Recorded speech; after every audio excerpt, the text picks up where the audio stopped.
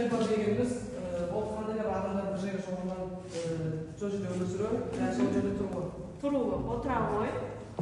Жүздегенimiz. Sen emas, endi javob bera qo'y. Жүздегенimiz. Kimlar жүздегенimiz kimlar? Жүздегенimiz үшін оның ішінде бұлар кіреді. Иә, қандай жүздерді білесің? Олар кішіміз. Балалар қандай жүздер бар екен бері қараймыз? Қанша бөлінеді? Сендер қай жүзге кіресіңдер өздерің? Айсен ұлы жүзге кіреді. Қай етсін? Жалайы. Аяжан? Шанышқыл. Қай жүзге кіресің? Ұлы жүз. Дамир? Орта жүз. Қай етсін? Найман. Бексатхан? Орта жүз Арман. Орта жүз Арман. Қожалар кірмейді, иә? Сосын? Ұлы жүз Жалайы. Мен? Орта жүз Арман. Енді бәріміз өзіміз осылай 300-ге бөлінеді екенбіз. Енді қазақтарда 100-ге кірмейді рулар бар. Ол біз 3-ге бөлінеміз. Ақ сүйектер, қара сүйектер, асыл сүйектер. Ақ сүйектерге кімдер жатады? Шыңғыс ханның ұрпақтары. Асыл сүйектер кімдер жатады? Кім жатады? Кім жатады? Ермек айта ғой. Қожа? Қожалар деген кімдер? Сендер қаяқтан келдіңдер өздері? Арабиядан келгендер, иә, мұсылман ұстаушылар. Қара сүйекке кімдер жатады? Кімдер жатады қара сүйекке? Қара сүйекке ұлы жүз, орта жүз, қарапайым халық жатады. Сонда сіздерден кейін ендігі сұрақ келгенде, анау неден Арабиядан келген кімдер деген сұрақ келді. Сонда неге жауап бересіздер? Қожалар деп білмейсіздер, иә? Енді біз ру тайпа жүз, ата жүз, ата мекен. Ата мекен дегеніміз, иә? ата мекен дегеніміз. Сенен басқа, Айсен айта ғой. Амин айта ғой. Оқу мақсаттарымыз қазақтардың этникалық құрылымын сипаттау үшін ру тайпа жүз, ата жүз, ата мекен ұғымдарын пайдалану. Тарихи кезеңдерді талдау негізінде қазақтардың ру тайпалық ұйымдасу түрінің қалыптасу алғышарттарын талдау. Бүгінгі тапсырмаларды осы оқу мақсатына сай орындаймыз. Мына оқу мақсаты сіздерге тақтаға көрініп тұрады. Осы оқу мақсатын ұмытпаймыз, иә, сабақтың үстінде жеттік па, жетпедік па деген. Енді сіздерге сұрақ, көшпелі қоғамда ру тайпалық құрылым қалай қалыптасты? Біз қалай ру тайпа болып қалыптастық? Адамдар ең бірінші кім айтып айтсыншы? Неменеге апайды? Бұрында адамдар бір жерге жиналғанда, бөлініп жиналғанда сол ру тайпа болып бөлінген. Иә. Сен ру екенін қашан дейсің? Ең бірінші мен сіздерге айтқым қалды да, адам ең ежелгі пайда болған кезде кім болып өмір сүрдіңіз? Ең бірінші біз жабайы адам болдық дұрыс айтады. Одан кейін барып біз аңнан қорқақ үшін қалай өмір сүрдік? Бәріміз бірге жүргеніміз не дейді? Топтасып жүрдік. Одан кейін үй жасай үйрене бастады. Үй жасай бастады. Одан кейін өсті. Одан кейін өсті. Тілін дами бастады. Бір-бірімізді не істей бастадық? Қазір не істеп жатырмыз? Бастадық. Сосын енді туысқан екенбіз білдік, иә? Әрсен сезім туған қарындасы екенін білді да не істей бастады? Руласы тайпа құрыла бастады. Сондықтан ру солай пайда болды, иә? Ру тайпа дейді. Тайпадан кейін не пайда болды? Сақтар, ғұндар, қаңдар. Олар кімдер? Кімдер? Тайпалар болсайды. Тайпадан қазір біз кімбіз? Біз қайта ата-бабамыздың туысқан қатынастары және қандастығын білдік. Сол арқылы біз өзімізде қазіргі туысқандығымызды, қандастығымызды үлкен білдірміз. Оның бәрі тарихқа келеді. Мысалы сіздердің жалайлардың орта жүздердің шежірелері бар ма? Болмайды, бәрі бар. Отыралар, сендерде бар, иә? Сонда не жазылған аяғын айтшы. Хандардың ішіндегі аталары, жиядан кейін, оның ішіндегі ел, оның ішіндегі соның ішіндегі тарихын көбінесе оған қыз балалар жазған ма балалар? Жоқ. Қыз балалар 8 ғасырда қазақ этносының қалыптасуына бірнеше фактор әсер етті. Олардың ішінде туыстық байланыс, шежіре дәстүрі және ортақ ата-тек ұғымы ерекше рөл атқарды. Қазақ халқының этникалық бірлігі рулар мен тайпалардың өзара байланысы арқылы нығайды. Сол себепті әр ру өз тегін, ата-бабасын және шыққан ортасын жақсы білген. Қазақ халқы шежіре арқылы өз тарихын ұрпақтан ұрпаққа жеткізіп отырды.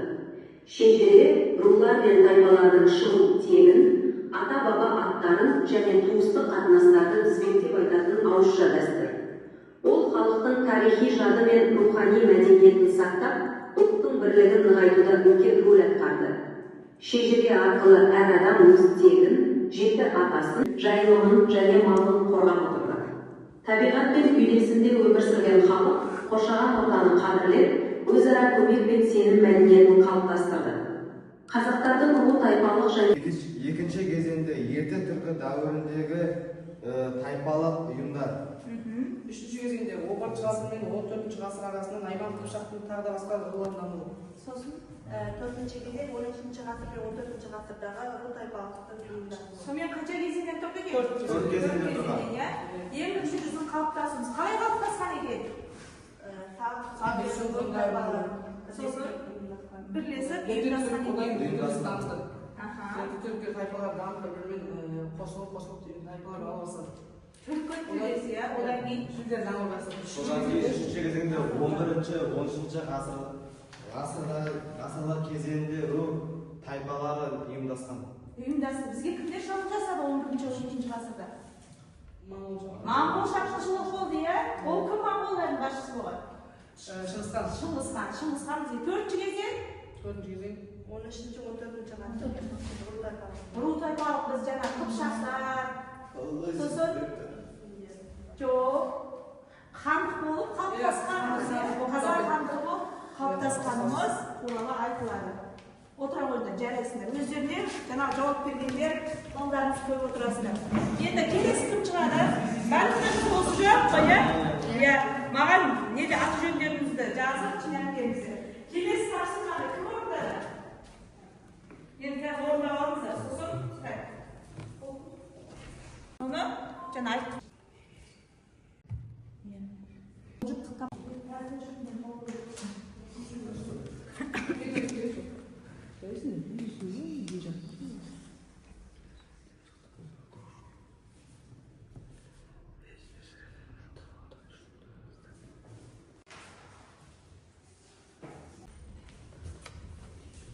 Жазбас үшін, екіншісі тектілікті сақтау үшін, үшінші тарихты білу үшін, төртінші көрнекті тұлғаларды ұмытпас үшін, бесінші қоғамдағы қоғамды реттеу үшін. Молодец. Сен? Бәріміз осы бірге Осыны бәрін бірге орындадыңыздар, иә? Мен жаздым, айттым, мен өзімізге бәріміз бал қоямыз.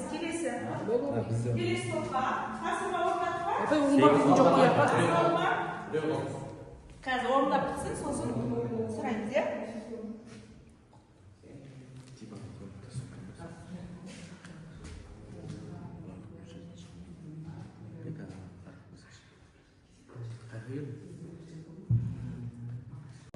Шежіре адам жағынан ата-бабаларын ауызша жазбаша сынамайтын туыстық қатынастар тізбегі. Шежіре айту дәстүрі бар ру тайпалық ұйым кез келген көшпелі қоғамға тән. Шежіре қазақ этностық ұжымды тарихи жады. Қазақтардың шежіресі ағылдармен қатар жүреді. Молодец, жарайсың. Балдарыңыз қойып отырыңыздар. Бекзатхан, болғандарыңызша нетіп беріңіздерші, қанша тапсырма орындадыңыздар? Айта ғой. жоқ, мен оқимын. Дамира, Шежіре арқылы өзінің ата-бабасын туыс-туысқанын білген. Шежіре қазақ этносының ұжымдық тарихи жады болып табылады. Шежіре айту өз қызметін атқарады, барлық мүшесін шығу тегін атқарылатынын тексереді. енді отыра қойыңыздар. Жарайсыңдар, барлықтарыңыз шежіре туралы білдік. Шежіре туралы не білдік, Әрсен? Бекнұр, шежіре туралы не білдік? Абай, шежіре дегеніміз? Шежіре дегеніміз Иә, Бекнұр айта қойшы. Ата-бабадан деген. Ата-бабадан деген. Оған кімдер жазылады? Апай, Өзіміздің. Жазылады, иә? Енді мәтінмен жұмысты аяқтадым. Келесі тапсырма. Жоқтық тапсырма, ауызша тарих пен жазбаша тарихтан ген диаграммасымен салыстырасыздар.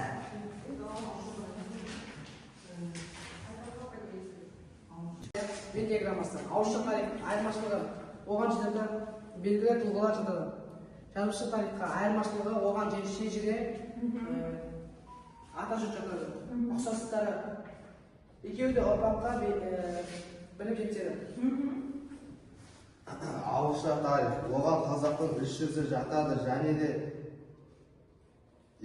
оған қазақтың 300-і жатады. Жазбаша тарих әр рудың өзінің шежіре кітабы бар. Ұқсастығы екеуі де өткен оқиғаларды сақтайды. Ауызша тарих ол ауыз әдебиетімен айтылған тарих. Оған мысал ретінде 300-ді алсақ болады. Ал жазбаша тарихта мысалы шежіремен алуға болады. Ал ұқсастығы тарихи дерек ретінде қолданылады. Екеуі де ауызша болсын, жазбаша болсын, екеуі де тарихта дерек ретінде қолданылады. Отыра қоймайды. Келесі топ дайынсыздар ма? Ана тыңдаймыз. Әсет.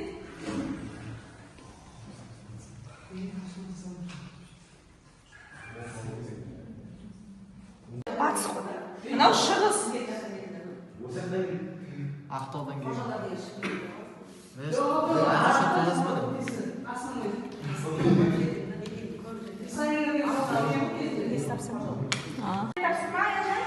Ауызша тарих пен жазбаша тарих диаграмма.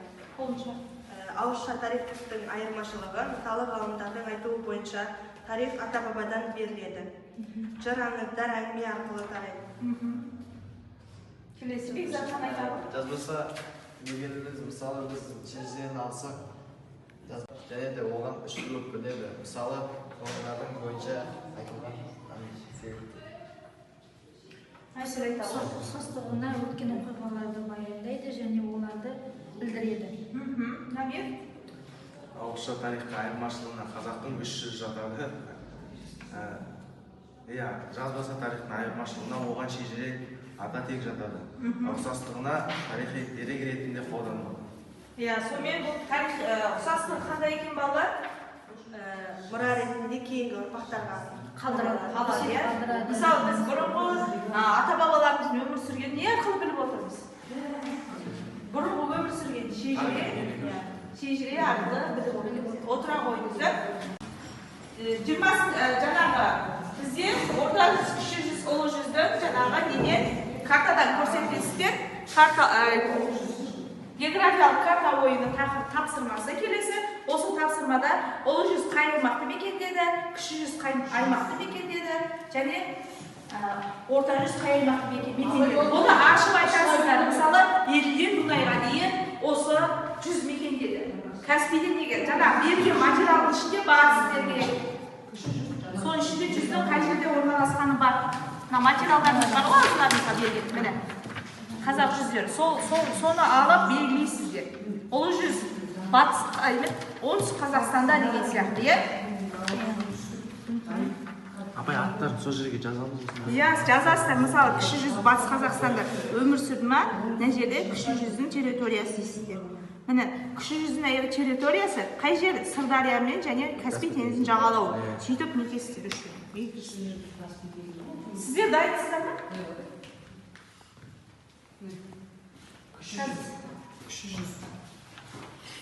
Кіші жүз жанар. Ал кел, айта беріңіздер. Кіші жүз жазсыздар ма тақтан? Келіңіздер. Сіз дайын емессіз бе? Екеуі дайын болса шығарыңыздар.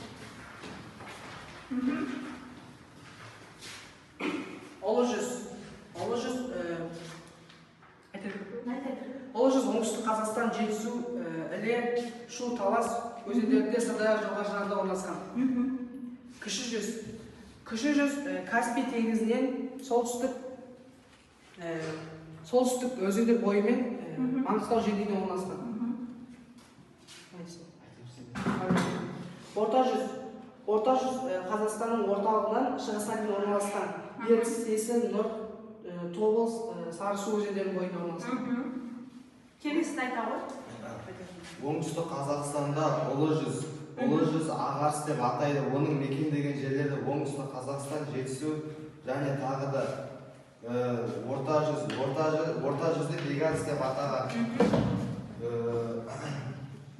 Ол жерлері Алтай, Тарбағатай, Таулары, Балқаш бетпақ далаға дейін созылып жатады.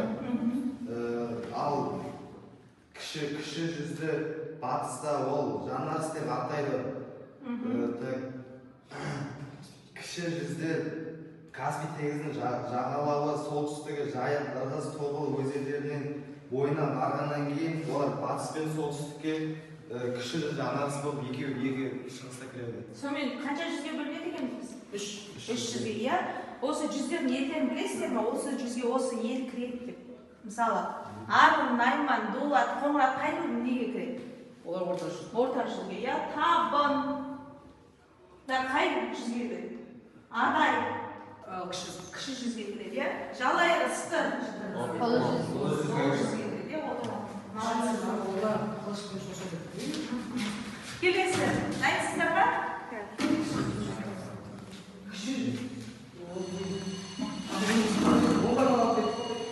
Дайындалып алыңыздар, қазір сұрайын, иә?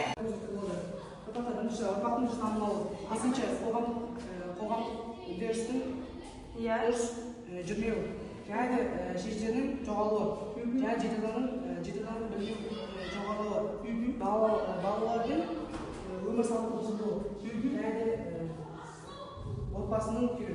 Иә, молодец, жарайсың. Келесі. Дана. Ұрпақтың жүрмеуі, шештерінің жоғалуы бар. Балалар өз-өзін қайдан шыққанын білмеуі. Иә, молодец. Отырау. Келесі, Бекзатхан. Бұлар ер балалар көп білу керек. Қыз балаларға көп қатысы жоқ. Ауыз толы. Иә.